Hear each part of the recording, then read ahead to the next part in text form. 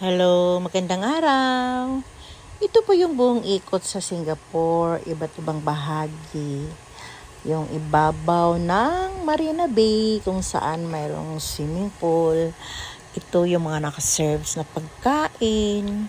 Ito naman kami nagpunta naman sa Garden Ab. Anong garden ba yun? Kakalimutan ko. Garden by the Bay. Tapos, ito na may lumipat na kami ng hotel kasi medyo hindi siya komportable yung anak ko dun sa nauna naming hotel na pinuntahan.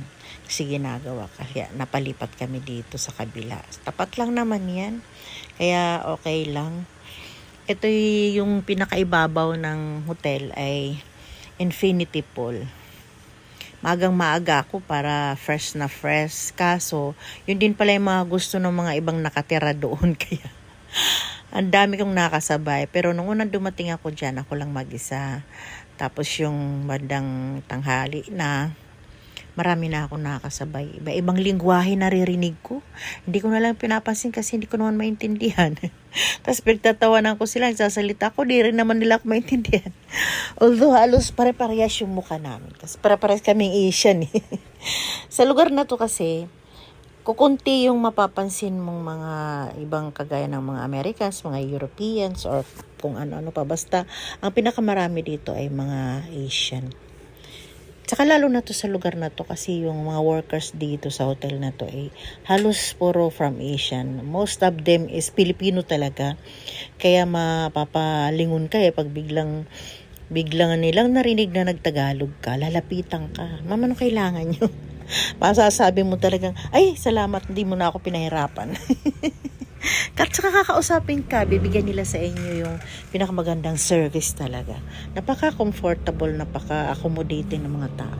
Siyempre, Pinoy tayo, diba? Sanay tayo sa hospitality na ganun. Kaya dala-dala nila yun.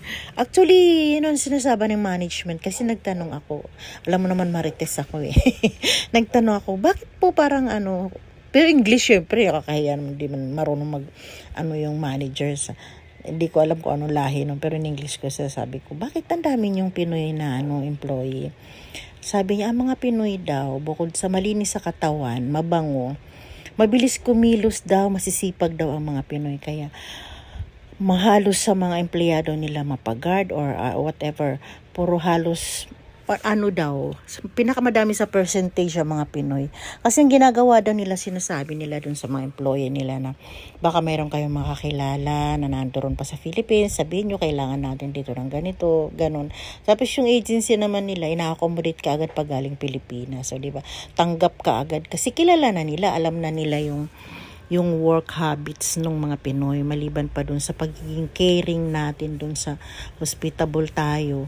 Malinis daw sa pangangatawan at saka maging sa pagluluto yung mga kusinera raw malinis at saka maligpit daw ang mga Pinoy, kakaiba. Talagang nakaka-proud pakinggan na pag nagtanong ka hindi na naman alam na Pinoy ako kasi nga halos para-pares sa may mga mukha namin. Pero, bakit gano'n ang sagot niya, di ba? Yung pinaliwanag niya sa akin kung bakit ang dami nilang Pinoy na empleyado. Nakakatuwa at nakaka-proud na malaman mo na ganun pala ang tingin nila, di ba? Kasi sometimes, sa bagay, hindi naman kasi pare-pare sa mga ugali ng mga Pinoy. Pero dito kasi sa Singapore, alam natin na napakadisiplinado ng lugar na to. Actually nga dito hindi ka mawawalan eh. Yung mga nakasabay, may nakasabay ako. Nagpunta kami sa mall. Tapos syempre di mo maiwasan, nag-CR tayo. Tapos may bumalik na babae. Yung palang niya, cellphone niya, iPhone latest, naiwan niya doon. Kasi nanalamin siya. Naiwan niya sa ibabaw ng salim. Pagbalik niya nandun pa. Nakita ko ng pinulot niya na sabi niya, binalikan ko lang kasi naiwan ko. Talaga, sabi. Oo, wala dito. Dito, matatras ka kasi putol kamay mo dito bukod sa kulong ka. Ang lalaki ng mga CCTV, parang maaano ka talaga. Mawiwindang ka. Hindi ka makakaisip na maski nga yung mga lang, may nakita kang kung ano-anong, may ilang kang pulutin. May ilang kang pulutin gawa nga napakalaki ng mga CCTV. Tsaka parang feeling mo may nakatingin sa'yo. Tsaka kahit saan may nakapost sa mga walls, sa mga glass, may nakapost na picture ng police, tapos sasabihin na Pag may nag-commit ka ng ganito ang kaukulang parusa, may nakaganon lahat sa kanila, halos sa lahat ng mga lugar. Sobra silang disciplined. Actually nga doon sa, no, the first time na nagpunta ako, nagstay ako na matagal doon, di ba? Doon sa tinitiran namin, may mga Pinoy din na mga nakatira. So, parang isang community kasi yun eh. Tapos pagka may community ganun, kompleto na yan. Meron na yan mga palaruan, meron mga kainan, meron mga, lahat kompleto na yan. Parang hindi ka naaalis pagka merong isang community na ganun. Kasi di pagka umaga, bababa kami, punta kami sa grocery, may bibiling kayo. May nadadaan lang kami. Mga puno ng kamyas. Di ko lang alam kung kilala ba nila or what. Siguro mga 4 yun. Diyos ko, hitik na hitik sa bunga na wala man lang kumukuha. Gusto kong tikman. Gigil ako, nangangasim ako. Pero, takot ako. Kasi nga alam mo, bawal, di ba? Minsan may nakikita ka, mga nakalaglag na ng mga hanger. Ano mga gamit dun sa... Wala talagang dumadampot. Meron silang authorized na mga, alibawa, yung mga naglilinis. Yun, tapos tatanungin nila kung kanino to, anong kakatukin nila yung mga kung kanino to, kung sino may-ari ng ganito. Ganun. Kaya walang mawawala doon. Ako secure ng mga gamit mo doon. Ang gaganda pati ng mga sasakyan, MG. At isa pa nakakawindang doon yung mga hayop, di ba? Makakasalamuhan mo at makakasalubong mo lang ka. Pwede mo nga kausapin actually.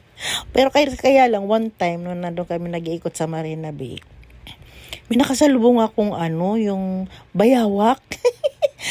Takot ako, mama, may kagatin ako or what. Pero maamo siya, naglalakad.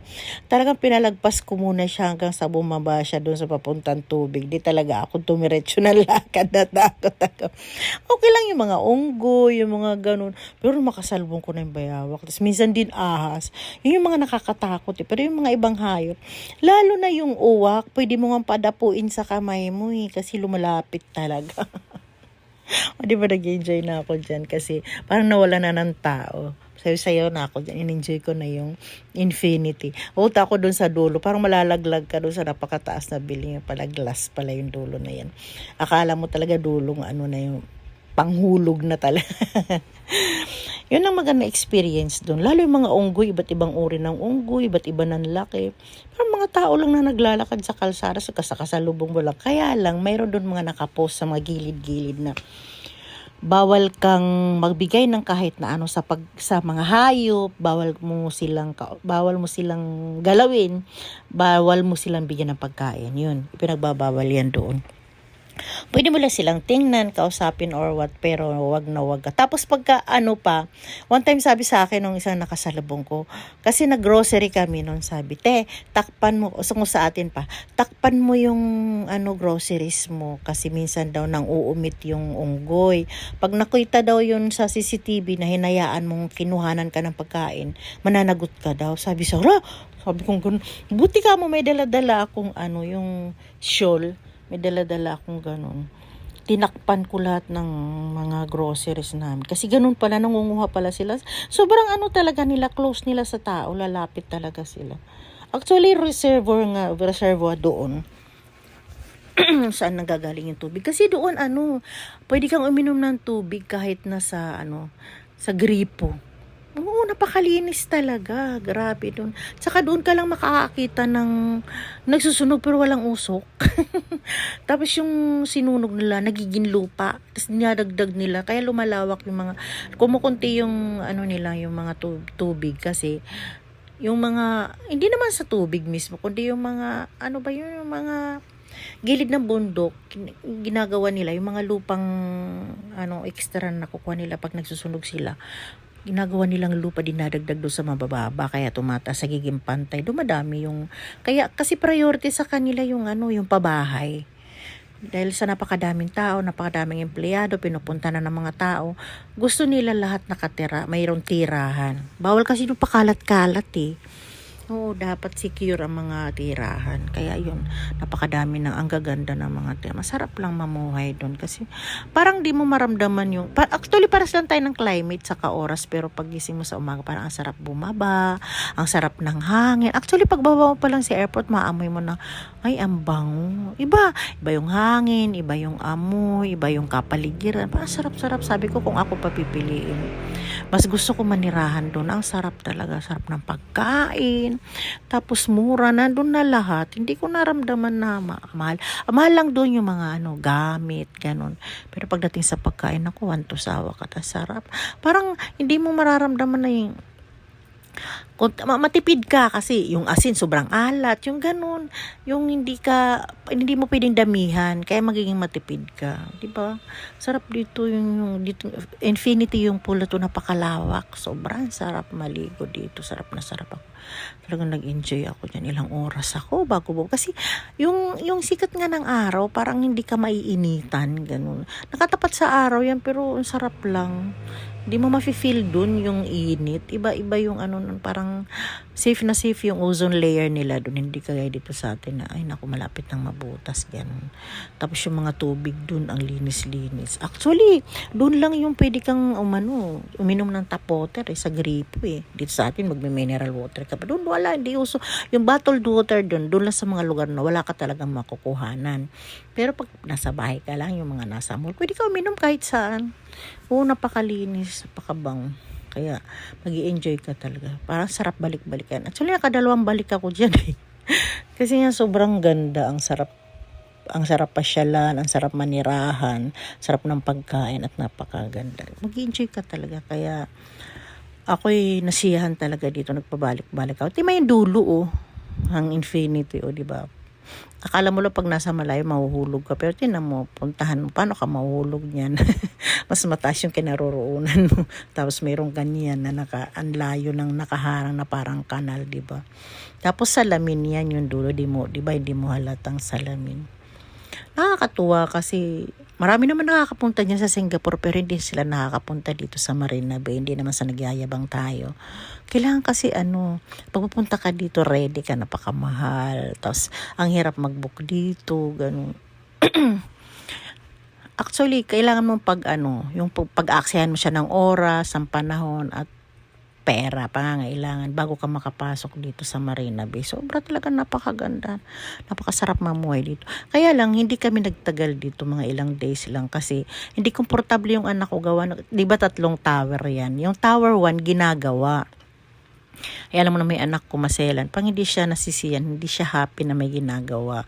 Sabi niya, lipat tayo. Lumipat kami para maiba naman. At ang nalipatan naman namin ay napakaganda. Grabe. Sus, ang pagkain naman doon, sawang napakasarap. At mamimili ka kung ano yung mga gusto mong kainin. Ako hindi nasisiyan doon sa mga American food. Nung bandang ilang araw na, siguro pang ilang araw na yun. Parang masakit na yung tiyan, kumapdi na yung tiyan. Kung naghahanap na ako ng Pinoy food, sabi ko, wala ba dito, tosino? Alam ko, nahanap ko yung crabs na hindi ko alam kung anong luto na napakasarap. So, nagbalik-balikan ko talaga yun. Tapos, mayroong mga lobster, yung mga gano'n. Siyempre, mga Pinoy naman yung meron tayo ng, parang natural na sa atin yung nagbabalad tayo ng lobster. Kaya grabe, ang tataba. OMG. Di ko alam, yung anak ko alam niya kung ano tawag dun sa luto na yun, na sobra ka talaga masisiyan. Yung meron siyang spaghetti na pasta. May pasta siya ng pang spaghetti.